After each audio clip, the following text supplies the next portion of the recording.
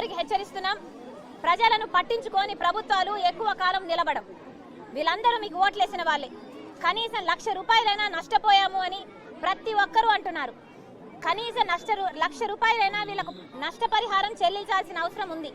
అంతేకాదు 1,00,000 రూపాయలు మీరు సర్వేలు చేస్తున్నామంటున్నారు, ఒక్కొక్కరికి ప్రతి ఇంటికి సర్వే టీం వెళ్తుందంటున్నారు, సర్వేల ప్రకారం ఇస్తామంటున్నారు, అంతా బాగానే ఉంది. కానీ కనీసం తక్షణ సాయం కింద కనీసం కుటుంబానికి 15,000 చొప్పున వెంటనే ఈ రోజు రేపట్లో కనీసం 10-15,000 రూపాయలు ప్రతి కుటుంబానికి ఇవ్వకపోతే వీళ్ళు మళ్ళీ నిలబడే పరిస్థితి కూడా లేదు. మంచి నీళ్లు కూడా రావటం లేదని చెప్తున్నారు. ప్రభుత్వం మేలుకోవాల్సిన అవసరం ఉంది. కనీసం 1,00,000 రూపాయలు ప్రతి కుటుంబానికి సాయం చేయాలి. అంతేకాదు పంట నష్టం కూడా చాలా జరిగింది, వాటి మీద కూడా మేము స్పందిస్తున్నాం.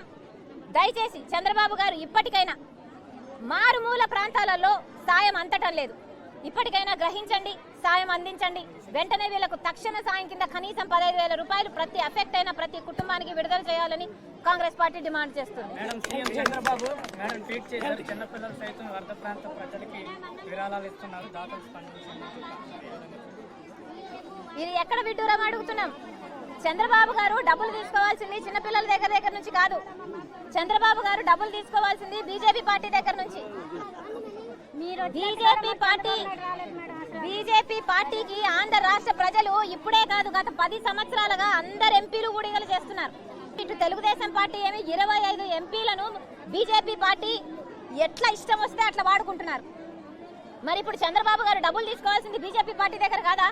ఇప్పుడు వసూలు చేయాల్సింది బీజేపీ పార్టీ దగ్గర కాదా? చంద్రబాబు గారిని అడుగుతున్నాం, ఇది పబ్లిసిటీ స్టంట్ కాకపోతే ఏమిటి అంటున్నాం. అంత చిన్న పిల్లలకు పాకెట్ మనీ ఇవ్వడం ఏమిటి? ఆ మనీని మీరు తీసుకోవడం ఏమిటండి?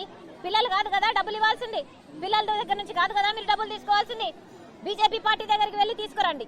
10,000 కోట్ల సాయం వెంటనే తీసుకురావాలని చంద్రబాబు గారిని డిమాండ్ చేస్తున్నాం. ఇంటింటికి ఇవ్వట్లేదు, ఇంటింటికి తీసుకెళ్ళి ఇవ్వట్లేదు, ఏదో ఒక చోట పెడుతున్నారు, అక్కడికి వచ్చి తీసుకోండి అంటున్నారు. అధికారులు రావాలి, మంత్రులు రావాలి, ఎమ్మెల్యేలు రావాలి, వీళ్ళతో మాట్లాడాలి. కనీసం తినే తిండిలో పురుగులు ఉంటున్నాయి, నీళ్లు కూడా సరిగ్గా ఇవ్వటం లేదు, మందులు ఎక్కడా లేవు, మెయిన్ రోడ్ మీదకి వచ్చి ప్యాకెట్లు ఇసిరేస్తున్నారు అని చాలా మంది బాధపడుతున్నారు. This is not right. The government should do something about it. ముఖ్యమంత్రి అయినా వచ్చారు కానీ మా ఏరియా ఎమ్మెల్యే రాలేదండి. మా ఏరియా ఎమ్మెల్యే రాలేదు.